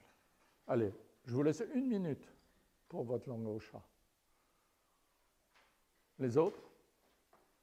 Pareil qu'il sait, lui. Il roule des mécaniques autour de sa barbe. C'est tout simple. C'est tout simple. Pardon? Vous brûlez. Vous brûlez. C'est une simple question de disposition. En bas, on est au milieu et en avant. En haut, on est en dehors et à l'externe. Si je prends l'insertion inférieure, elle est là. C'est parce que si je vois ça dans le plan d'un livre ou d'une photographie, c'est incompréhensible. Mais si je pense dans l'espace, l'insertion inférieure, elle est là. L'insertion supérieure, elle est là. Quand je tourne la tête, qu'est-ce que je fais? Je mets l'insertion supérieure au-dessus de l'insertion inférieure. Bien évidemment, je passe de cette distance-ci, c'est ce que je crois voulait dire monsieur, je passe de cette distance-ci à celle-là. Donc bien évidemment, je rapproche les extrémités et je me retrouve avec ce truc que David adorait. Je ne sais pas si vous voyez l'enlèvement des Sabines. Comme dit Baudelaire, il y a le sable qui passe juste devant la verge. Et il y a le sternocléido-mastoïdien au-dessus. verticale. Regardez, en cette période-là où on va nous dire que... Bon, arrêtons. Mais enfin, on en rêve un peu la nuit, non?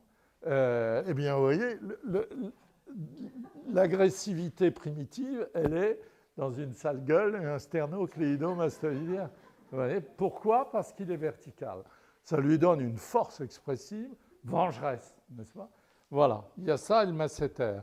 C'est drôle comme ce malheureux se trouve doué d'une puissance expressive. Alors, avouez que c'est monstrueux. Qu'est-ce que vous allez faire pour résoudre très vite? C'est ça qui est monstrueux, non? Donc, vous savez très bien, justement, on en avait parlé au début du cours, vous savez très bien que de là, que de ces arcs-là, naissent les trapèzes claviculaires qui sont là, n'est-ce pas, ici. Donc, j'ai mon sterno qui est là. J'ai mes trapèzes claviculaires qui vont sur le tiers. Ça vous dit quelque chose ou pas? Je suis un peu inquiet. Le trapèze. C'est dans le dos. Ça va? Mais le dernier petit faisceau se retourne et va sur le tiers externe de la clavicule. Bon, prenez ça, là, dans vos mains, même au travers des vêtements. Et vous allez bien comprendre que votre trapèze se retourne pour aller sur le tiers externe de la clavicule. Le dernier faisceau du trapèze revient ici sur la clavicule en tournant autour de l'angulaire de l'omoplate. Donc, si vous voulez, ça dépend du dessin que vous voulez donner, mais vous avez les deux trapèzes qui descendent sur le tiers externe de la clavicule. D'accord? Donc, je n'ai pas envie de vous donner... Là, il y aurait l'angulaire de l'omoplate, etc. Mais, bien évidemment, vous avez certes le sternocléidomastoïdien, peut-être qu'il faut que je me place là, voilà, mais vous avez surtout le trapèze claviculaire qui se retourne. Et entre les deux, certes, il y a des muscles. Certes, mais ce sont des muscles, n'est-ce pas, qui relient la cage thoracique aux vertèbres cervicales. Je vous les donnerai en partie, je crois, n'est-ce pas? Mais ils ne sont pas essentiels. Ce qui est beaucoup plus essentiel, mes amis, c'est le trou, d'accord? Alors, ça n'est pas un trou quand vous êtes reposé, mais c'est un plan intermédiaire, n'est-ce pas? Qu'est-ce que ça peut faire que vous sachiez qu'il y a des scalènes en dessous? Il vaut bien mieux plastiquement que vous sachiez qu'il y a ici un endroit de repos, n'est-ce pas, qui est en fort contraste avec la partie médiane qui est pleine de formes, si j'osais, je dirais, de formes relativement anecdotiques avec lesquelles vous pouvez vous amuser. Imaginez un Rembrandt là-dedans, il burine. Vous voyez ce que je veux dire? Bon, là, il glisse son sternocléidomastoïdien, et là, c'est le grand calme, si on veut. Et en plus de ça, il y a un muscle assez bizarre qui passe là-dedans. N'est-ce pas? Il y a des muscles comme ça, il y en a comme ça, etc. Mais c'est surtout dans un plan de recul. On y est? Bon, je ne vais pas pouvoir mettre le grand pectoral, je ne vais pas pouvoir mettre de muscles sur le visage. Je suis un peu embêté. Pourtant, je ne me suis pas tellement retardé. Je vais tout de même mettre une ébauche de grand pectoral et une petite ébauche de muscles sur le visage. 27, voilà, monsieur Yacoub. Je vais prendre un quart d'heure. Donc, le biceps, vous vous souvenez que vous avez deux tendons, l'un partant directement de la coracoïde, l'autre faisant le détour par la gouttière bicipitale. Ça revient? Donc, la gouttière bicipitale, ce n'est pas une manide de bord, n'est-ce pas? C'est vraiment une chose, si on ne l'a pas comprise, il y a des tas de choses qui vont nous échapper. Bon, peut-être vous souvenez-vous, je l'ai traité, mais vous pourriez tout à fait bien l'avoir oublié, qu'ici, il y a un petit muscle, petit mais aussi gros que le biceps, qui va sur la troisième, c'est bien ça, la quatrième et la cinquième côte qui s'appelle le petit pectoral. Bon, mais ce soir, comme ça. Je voudrais vous introduire, parce que j'en ai vraiment besoin ici, et j'ai besoin de placer le deltoïde ensuite, je voudrais vous introduire un tout petit peu un muscle extraordinaire en éventail qui est en haut de la poitrine. Et que je ne peux pas laisser le sternocléidomastoïdien tout nu comme ça. Donc, vous avez une insertion ici en J. Je dis bien en J. En dehors de la gouttière bicipitale. Je vous ai déjà parlé de l'insertion du grand dorsal, de l'insertion du grand rond. Reposez-vous quant à celle-là, mais par contre, regardez ce J qui se trouve en dehors ici. Les insertions correspondantes à ce J se trouvent ici, ici et ici. C'est-à-dire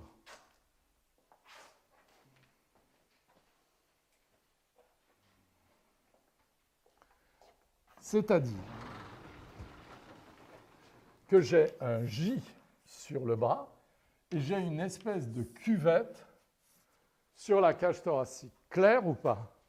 Cuvette orientée en bas et en dehors. Le J, je reprends. Le J est là et j'ai une espèce de cuvette en coupe ici. Ça va ou pas? Bon. D'autre part, quand vous prenez le grand pectoral, vous vous rendez bien compte que ça n'est pas stupidement un plan. D'accord? C'est un muscle qui s'enroule. Prenez-le. Au-dessus du sein chez les filles, voilà, ça s'enroule. Donc, ça n'est pas ça. Ça n'est pas ça, c'est ça. C'est ça. D'accord? Pour avoir l'arrondi et l'adouci que vous avez là. Et si vous regardez ici, n'est-ce pas? Êtes-vous d'accord? Les fibres les plus basses qui sont là sont les plus hautes ici. Ça marche? Ce que je tiens là équivaut à ça ici qui est plus haut, surtout si je triche bien. Voilà. Voilà. D'accord? Les fibres les plus basses deviennent les plus hautes et les plus hautes deviennent les plus basses. De tout temps, c'est comme ça qu'on a enroulé. D'accord?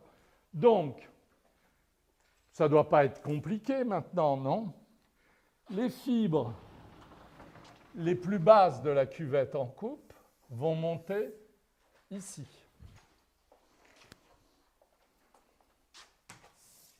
Vous êtes d'accord? Oh ben moi qui avais pris des notes, c'est réussi.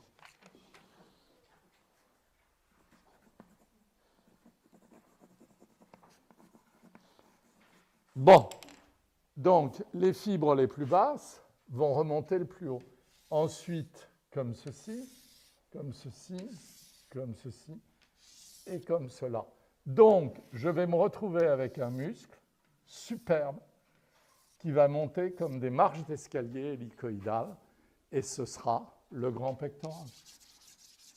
Et voilà l'explication de cette forme superbe, n'est-ce pas, qu'est le grand pectoral, sur lequel éventuellement vous me placerez un sein, n'est-ce pas, qui va s'accrocher à l'aponévrose, pas du tout au grand pectoral, mais quand vous dessinez un sein, c'est comme quand vous dessinez une fesse, vous avez la présence du grand pectoral et la présence du sein. Je me fais comprendre? D'accord? Il y a toujours une écriture de grand pectoral avant l'écriture des seins, à moins que le bras soit levé, auquel cas il y a le cône du grand pectoral, n'est-ce pas, et le sein posé sur ce cône. Donc, c'est peut-être pas trop vous demander, n'est-ce pas, de me suivre lorsque je remonte du plus bas, ici, du plus bas, ici, vers le plus haut, n'est-ce pas? Voilà donc le faisceau le plus inférieur. Voilà, c'est peut-être... Oui, ça va peut-être aller. Donc, ensuite ici, et ensuite ici. Je suis un petit peu bas, mais ce n'est pas grave. Alors, voilà mon grand pectoral. Voilà, voilà, voilà, voilà, voilà. Je reprends mon fusain pour tailler, parce que je suis parti. Voilà, voilà, voilà, voilà, voilà, voilà. Voilà mon grand pectoral qui va sur... Attendez, il faut tout de même que j'arrange un peu. Je vais prendre un peu de recul parce que ça doit tout de même être assez disproportionné. Voilà donc le faisceau le plus bas qui remonte le plus haut, le faisceau suivant, les marges de l'escalier hélicoïdal, n'est-ce pas? Et la partie inférieure du grand pectoral. Mais mes amis, oui, je vais tout de même regarder, ça m'a l'air monstrueux. Oui, vous riez, donc ça doit être vrai, non? La bête. Mais attendez, il n'y a pas de deltoïde. Alors, je vais m'en sortir, je crois, malgré tout. Donc, ce grand pectoral va sur la lèvre externe de la gouttière bicipitale. Soyons simples à cette heure-ci. Externe, ça veut dire que c'est en dehors. Donc, en dehors du biceps. Donc, aussitôt, très simplement, vous placez le biceps en dessous du grand pectoral. Est-ce que je me fais comprendre? D'accord? Et ensuite, rien ne vous empêche, je reviendrai sur le grand pectoral, je le placerai peut-être un peu moins lourdement la prochaine fois, n'est-ce pas? Rien ne vous empêche de penser qu'ici, en dessous du J du grand pectoral, vous avez le V deltoïdien, n'est-ce pas? Rappelez-vous de vos souvenirs sur le bas. Et à ce moment-là, rien ne vous empêche de placer dans la continuité du trapèze claviculaire le deltoïde claviculaire et le deltoïde moyen qui descend plus bas. N'est-ce pas? À ce moment-là, vous avez le sillon deltopectoral, le grand pectoral qui passe devant le biceps, et ça commence à s'embrancher un peu plus convenablement. On est d'accord ou pas? Et ça s'habille un peu. Voilà. Qu'est-ce qui lui manque le plus à mon bonhomme? Des oreilles. N'est-ce pas? On va lui donner des oreilles. Nous avons dit que le condyle se trouve en avant du trou auditif. La mastoïde est là. Donc, donnons-lui donc une oreille, n'est-ce pas? Là, je pense que ça ne peut pas se voir. Donnons-lui tout de même, un tout petit peu, n'est-ce pas? Une fente palpébrale. J'aurais bien voulu aller plus loin ce soir, mais j'irai la prochaine fois. Une fente palpébrale et simplement 2 ou 3 petits muscles du visage. Alors là, on change de registre. Ce ne sont plus des biceps. Ce sont, à part les masséters, des muscles qui sont dans l'épaisseur de la peau. N'est-ce pas? Et vous allez voir une diapositive représentant le visage de Madeleine Renaud. Et justement, j'ai besoin de vous y préparer. Donc, vous avez la fosse orbitaire qui est présente dans notre dessin ici. N'est-ce pas? Avec son angle supérieur, son angle inférieur. Et là, bien évidemment, c'est un plein osseux. Vous êtes d'accord? Eh bien, ici, vous avez un grand cercle musculaire, n'est-ce pas, avec des fibres concentriques. très étonnante. Et imaginez-vous que ce sont des fibres expressives. C'est-à-dire que les paupières détiennent un pouvoir expressif. Et paradoxalement, si vous permettez, je vais mettre les autres parce que c'est un petit peu gênant. Donc, voilà l'orbiculaire palpébral supérieur et voilà l'orbiculaire palpébral inférieur. Eh bien, imaginez-vous que ceci, c'est le muscle palpébral supérieur que vous utilisez dès que vous voulez vous donner l'air génial, attentif. L'arc de cercle, n'est-ce pas? L'arc de cercle, eh bien, bien évidemment, c'est comme pour le sternocléidomastoïdien, lorsque vous le contractez, s'horizontalise. On est d'accord?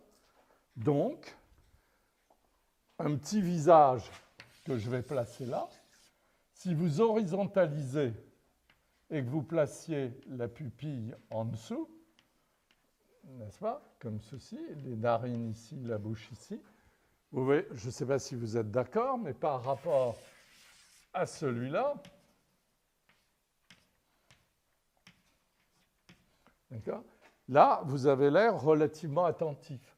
Si je fais disparaître l'œil encore plus, c'est encore plus marqué. Et alors, pour l'orbiculaire palpébral inférieur, c'est vraiment une chose très, très mystérieuse. C'est un muscle qui trahit le mensonge. Je vais essayer de vous expliquer comment. Vous vous souvenez que la bouche est faite de 3 éléments pour la lèvre supérieure, 2 éléments pour la lèvre inférieure, ce que le fœtus, au bout de 5 semaines, n'est-ce pas, inscrit dans sa forme. Voilà. Voilà donc les 2 lèvres, n'est-ce pas? Et il y a autour des lèvres un orbiculaire relativement discret. Mais surtout, mes amis, il y a un muscle ici que tout le monde connaît, je pense que vous le connaissez. Giacometti disait qu'avec l'os des joues, celui droit est mou, hein, je suis désolé. Avec l'os des joues, c'était l'élément primordial du bâti d'une tête pour lui. Et on voit bien d'ailleurs que les Giacometti sont basés sur ça et ça. Donc, c'est le grand zygomatique. Et ce muscle très rigoureux, apparemment, n'est-ce pas? Eh bien, c'est le muscle du rire, n'est-ce pas? Si je vais faire le sacrifice de mes flûtes à bec, si je dessine un visage, un ovoïde, voilà, et si je dessine la bouche d'un Jean qui rit en la tirant avec le grand zygomatique, bon, ça, il n'a pas l'air très malin, mais ça rit. D'accord? Mais vous pouvez, si vous voulez vous débarrasser de quelqu'un, par exemple un étudiant un peu collant qui fait de l'art contemporain et qui veut absolument me prouver que c'est intéressant. Ça existe. Il y en a un qui fait le master, là, bon, j'arrête, mais il m'a collé pendant des années. Il a fait une canne, je ne sais plus, dont la pointe est à l'envers et le manche, je ne sais plus. Et cette canne a été présentée dans des vitrines avec des tas de commentaires écrits, etc. Et voilà. Donc, ce garçon vient vers moi. En général, ils vous tendent la main, ces gens-là. Je ne sais pas où ils ont été élevés, mais il n'y a pas de problème, ils viennent vers vous. Qu'est-ce que vous voulez que je fasse, moi? C'est tout de même pas gentil de lui laisser la main dans le vide et de lui dire c'est pas à vous de me tendre la main. De toute façon, c'est comme les cigarettes des filles dans la rue, je ne vais pas réformer le monde. Surtout que je m'en vais. Alors bon, bientôt. Alors donc, ben, je lui prends la main. Mais, du fond du cœur, je ne peux pas lui faire un sourire. Donc, qu'est-ce que je fais? Je fais le sourire des salauds. C'est-à-dire la contraction volontaire du grand zygomatique. C'est ça. Vous voyez? C'est-à-dire que l'œil, là, ça a l'air monstrueux, non? L'œil ne bouge pas. C'est ça. Voilà. Et vous riez. C'est terrible. Absolument épouvantable. Si vous riez vraiment, et ça, je crois même qu'un bon comédien ne peut pas mentir, eh bien, c'est le contraire de ce que vous avez fait là, n'est-ce pas? Schématiquement, ça peut se traduire par l'horizontale au niveau de l'orbiculaire palpébral inférieur et l'iris qui dépasse au-dessus. Pardon, il ne faut pas le dessiner en entier. L'iris qui dépasse au-dessus. Et voilà, mon personnage a l'air de rire de bon cœur. Vous me direz, c'est un singe. Bon, mais il rit de bon cœur. Vous voyez ce que je veux dire? C'est-à-dire que quand on rit, on ferme. Je vous montrerai des photos d'enfants qui rient, n'est-ce pas? Très simplement. Eh bien, je connais une petite fille, quand elle rit, elle doit être aveuglée. Quand elle rit, et ça se referme. Vous voyez ce que je veux dire? Elle ne doit plus avoir qu'une petite fente. Tant l'orbiculaire palpébral inférieur se referme. Ça marche? Donc, peu à peu, je crois que je vous avais donné un frontal, déjà aussi, n'est-ce pas? C'est assommant si on les étudie tous en même temps, n'est-ce pas? Ce sont donc des petits muscles possiers, comme celui qui est là. C'est le seul possier qu'on ait en dehors du visage, n'est-ce pas? Et le frontal, vous vous souvenez sans doute, c'est le muscle de l'étonnement, n'est-ce pas? Voilà, si ça vous amuse, vous dessinez des courbes et vous mettez les yeux comme ça, n'est-ce pas? La personne paraît étonnée, mais si vous voulez vraiment qu'elle soit étonnée, c'est même homomorphe, n'est-ce pas? Vous ouvrez la bouche. On y est? Vous êtes étonné et vous ouvrez la bouche. Ça marche? C'est très étrange parce qu'en cette période de combativité, mettons que je sorte mon sternocléidomastoïdien, mon sabre, mon truc là, mon pyramidal du nez, ce qui s'appelle le muscle de la colère, ça chez moi, vous avez vu, ça fonctionne. Hein? Et que j'ajoute, regardez bien, pas une bouche ouverte d'étonné, mais une bouche rectangulaire avec possier du cou. Vous me suivez? Alors, j'y vais, le sabre, comment ça s'appelle? Pyramidal. Et ça, avec ça, on fait un malheureux qui va faire la guerre partout. Vous voyez ce que je veux dire? Je veux dire un malheureux du point de vue intellectuel. Voilà, mes amis, ça va, je ne suis pas trop démagogue. Non. Mais quand même. Non, mais quand même.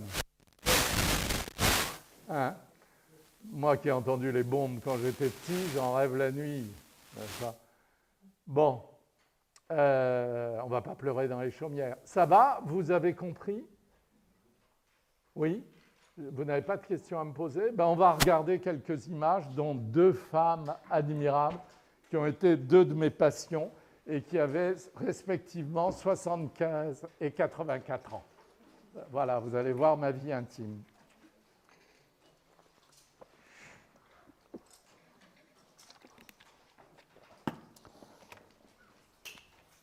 Et un monsieur qui a beaucoup impressionné mon enfance et parce qu'il fallait que j'aille lui montrer Enfin bref. Mon réveil, mes bonbons.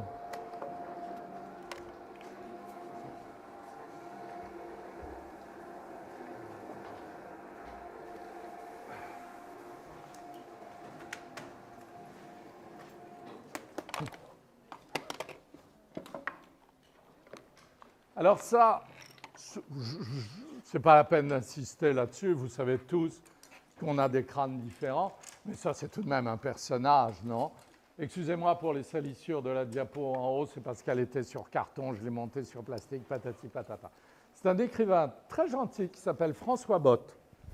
Il a tout de même un crâne fabuleux, non? Diapo suivante. Extraordinaire, hein? Extraordinaire.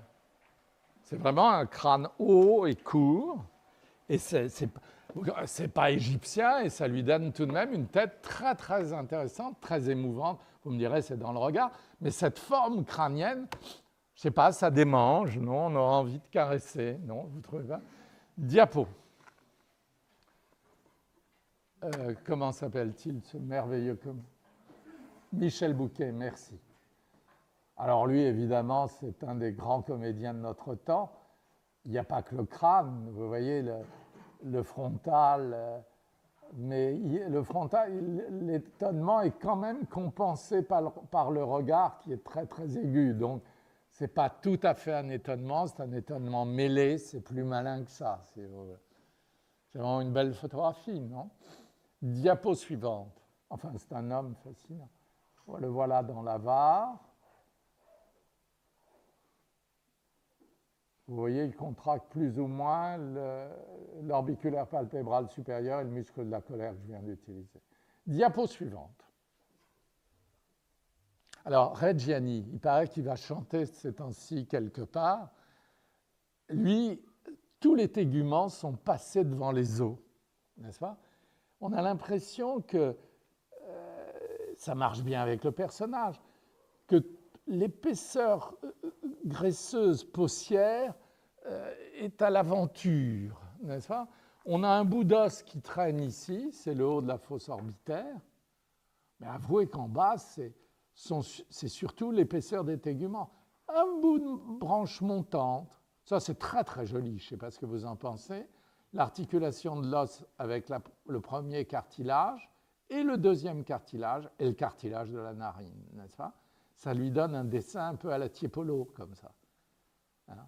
Et puis alors, il y a ces poches-là, extraordinaires, il y a je ne sais pas combien de replis dans la valise, non?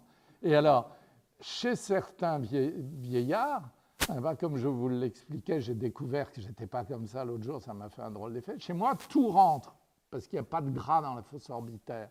Mais chez certains vieillards, la peau descend sur l'œil et leur cache de plus en plus l'œil. Et parfois même avec des petites boules de graisse qui viennent se nicher là. C'est une drôle de chose. Alors, vous voyez, lui, il a une toute petite boule graisseuse à l'intérieur. Diapo suivante. Ça, c'est très simple, c'est simplement pour montrer le jeu du maxillaire inférieur. Lui, c'est limite, n'est-ce pas?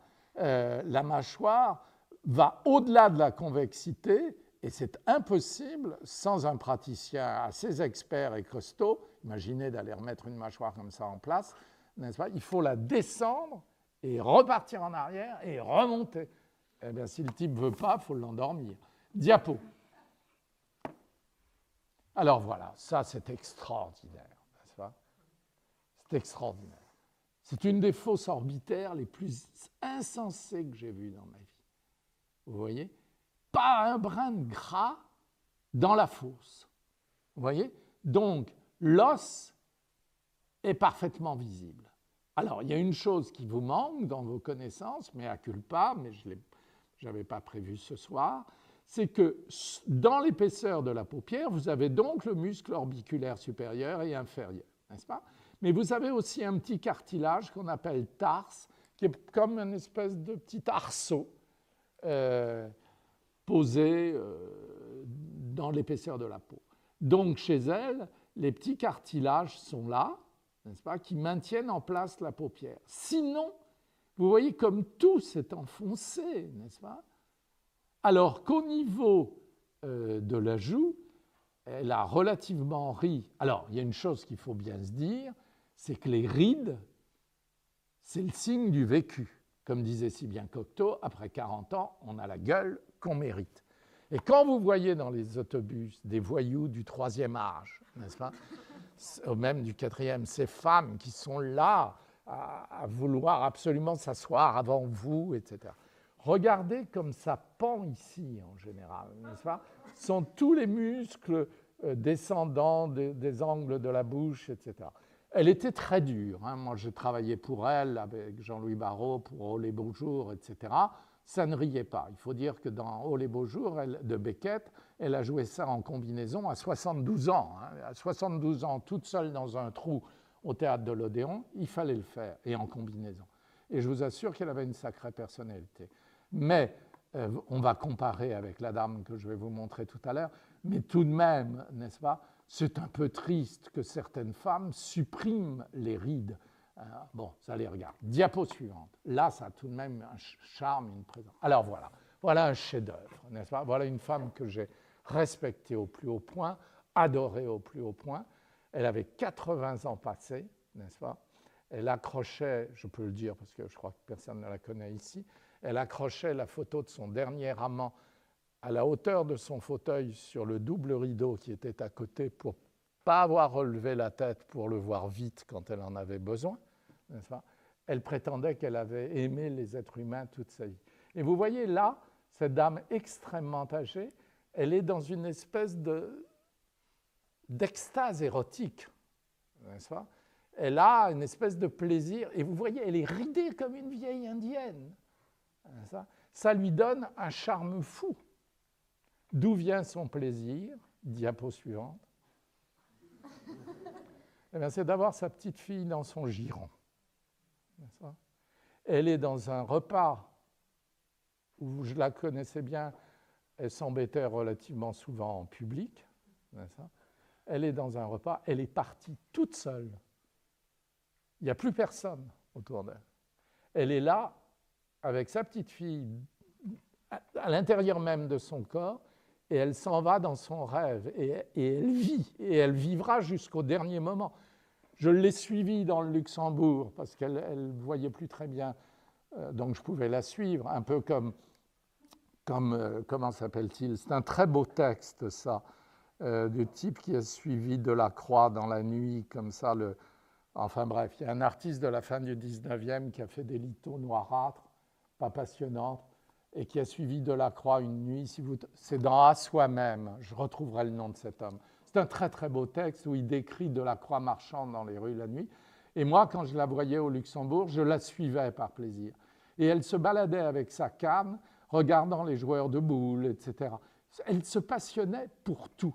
Eh bien voilà, diapo précédente, ça lui donnait un charme fou. Elle s'intéressait à tout ce qui était intéressant. Hein. Et jusqu'à la mort, elle a eu un charme extraordinaire. Vous me direz, en plus, elle avait des cheveux fabuleux. Diapo suivante, qu'elle n'avait jamais trafiqué. Diapo suivante. Voilà, ça, j'espère pas être démagogue, c'est tout de même très intéressant de regarder, en dehors de tout contexte, la présence de l'os chez des êtres comme ça, n'est-ce pas? Il y a tout de même un angle là, vous voyez ce que je veux dire? Ça contribue à l'image que l'on se fait de ce genre de personnage. Ce nez très protubérant, très volontaire, très marqué, cet angle du maxillaire. Vous voyez, je trouve qu'il y a une présence. Diapo suivante. Ça, c'est Georges Solti. Et vous voyez, il vous regarde en fermant l'orbiculaire des yeux. C'est un peu inquiétant, hein? Diapo, cette façon de regarder l'autre. Il a des gros lobules graisseux, ça arrive aussi, qui s'individualisent. Il les avait toujours, mais c'était confondu dans la joue. Et avec le temps, vous voyez, parfois, comme autour des yeux, ça fait des gros lobules de part et d'autre de la commission labiale. Diapo suivante. C'est très intéressant le vieillissement. Alors voilà un personnage complètement fascinant, qui s'appelait donc Mendès France.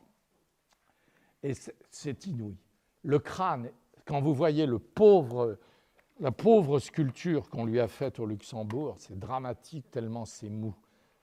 C'était une gueule d'une énergie fabuleuse. Et regardez, c'est très étonnant, même fausse orbitaire que chez Madeleine Renaud, n'est-ce pas, s'amusant de la vie, remontant tout le temps dans l'étonnement les sourcils, et regardez les lobules graisseux, là, c'est tout de même très particulier, vous voyez ce que je veux dire? Mais on sent son crâne d'une façon étonnante, ses énormes oreilles, etc. Diapo. Et Dieu sait si s'il a été amer de ne pas... Vous voyez, ça c'est plutôt le visage de l'amertume. Et l'inscription de l'œil chez lui est fantastique. Diapo suivante. Je crois qu'il est à -3. Ça, c'est extraordinaire aussi comme présence. Hein. Je pense que je suis en train de vous expliquer peu à peu ce que je trouve passionnant dans le regard, n'est-ce pas? Ce n'est pas la couleur des yeux qu'on ne nous raconte pas d'histoire, c'est l'inscription de l'œil dans divers téguments posés sur cette fosse orbitaire. Diapo suivante. Regardez, avec sa famille. C'est fou. Regardez, son fils. C'est certainement un garçon charmant. Mais regardez la présence comment on peut dire, du patriarche. C'est une gueule, non? Madame Mendès-France, qui a été tellement courageuse dans sa vie, ça se voit sur les expressions. Mais lui, il a une gueule. Vous voyez ce que je veux dire? Diapo suivante. Et vous allez en avoir la preuve. Diapo. Regardez. Ça, c'est l'intronisation de Mitterrand à l'Élysée. C'est tout de même fabuleux si vous regardez les choses morphologiquement. Non? Monsieur Delors, qui n'a pas voulu être président de la République, n'est-ce pas?